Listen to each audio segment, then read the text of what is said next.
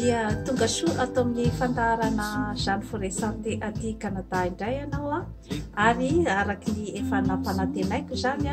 dia amin'ny fanomanana ny volan'ny mpifankatia dia hiezaka hiresaka bebe kokoa zany isika momba ny fitiavana ka ny resantsika an'io zany dia ny hoe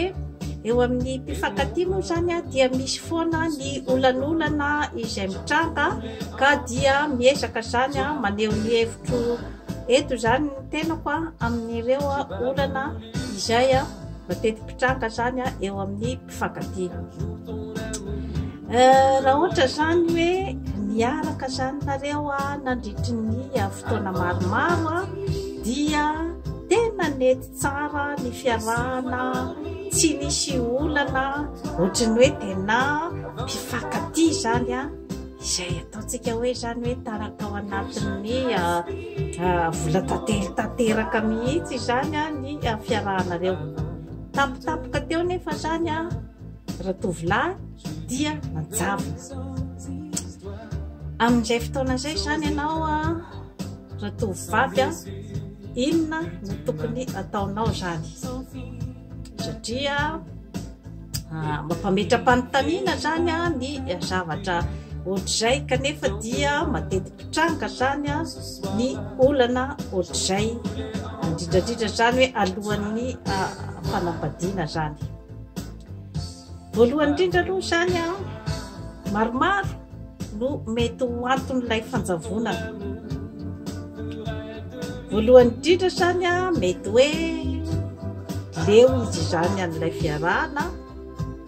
efa azony zany ny zavatra tena nitadiaviny dia manjavona izy ohatra raha izay. Misy koa zany ny ohatra hafa koa zany mety mahatonga an'ilay fanjavonana dia ny hoe mila misitaka kely izy zany satria ao anatin'ilay fisitahana koa zany indraindray eo amin'ny tovolahy dia ny hoe raha ohatra zany ianao vehivavy dia diso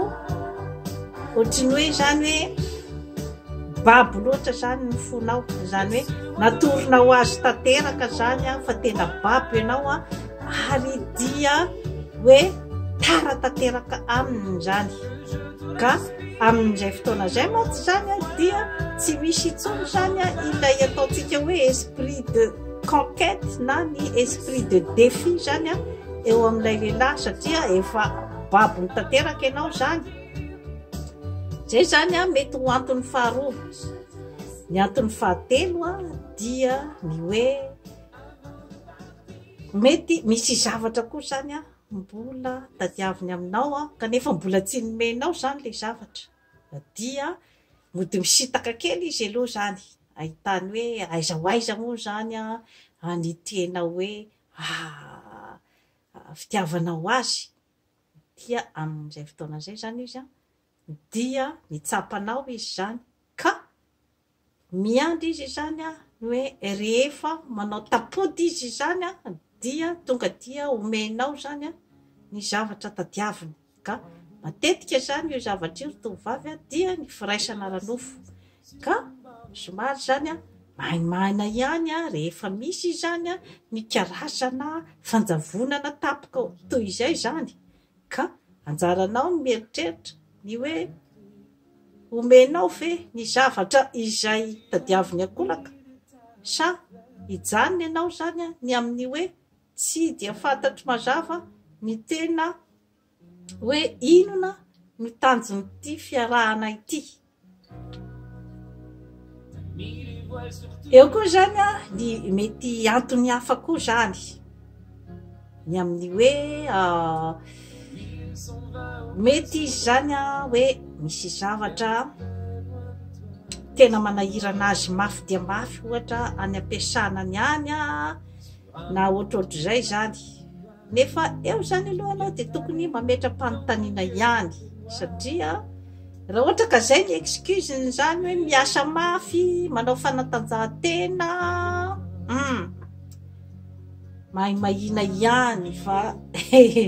misy zavatra mibadika izay satria raha ohatra ka tena tianao zany ny lehilahy iray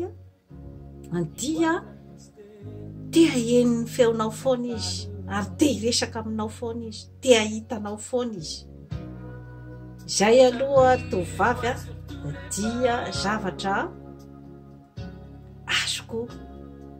garantisevana izay zavatra izay raha ohatra ka lehilahy tena tianao.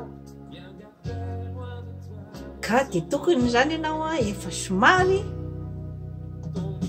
mametra-panontaniana ihany ny amin'ny hoe aiza ho aiza zany ny fifandraisanareo. Mety misy ihany koa antony hafa koa zany amin'ilay fanjavonana, mety izy zany mety hoe mieritreritra ny iova zany hamadika pejy anoany angambany zany. Zay rehetrarehetra izay zany dia mety ho antony daholo zany ilay fanjavonana. Inona zany no tokony ataonao manoloana an'izay karazana ataontsika hoe zany angamba hoe fitrangan-javatra eo amin'ny mpifankatia izay. Ianao tovovavy zany inona no tokony ataonao?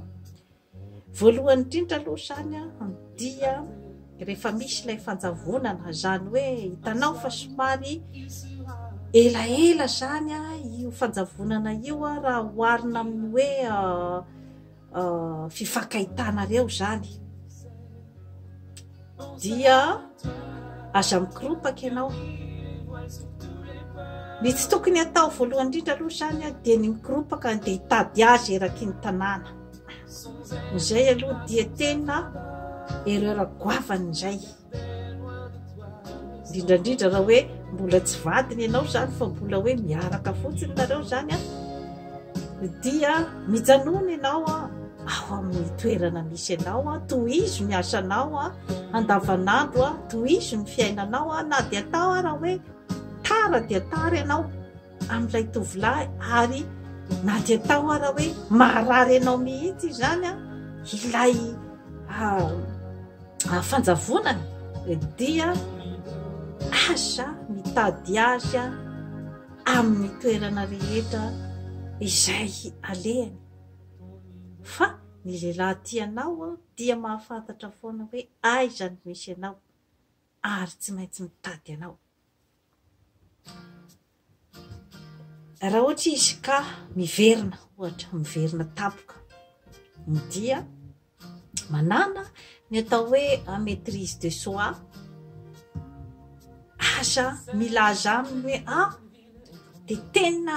nijaly mafy ny saiko tamin'ny tsy nahateo anao. Atao fotriny isan'andro ihany ny fifankahitanareo. Matetika izy zany mitsapa manontany hoe fa maninona ianao no tsy miantso.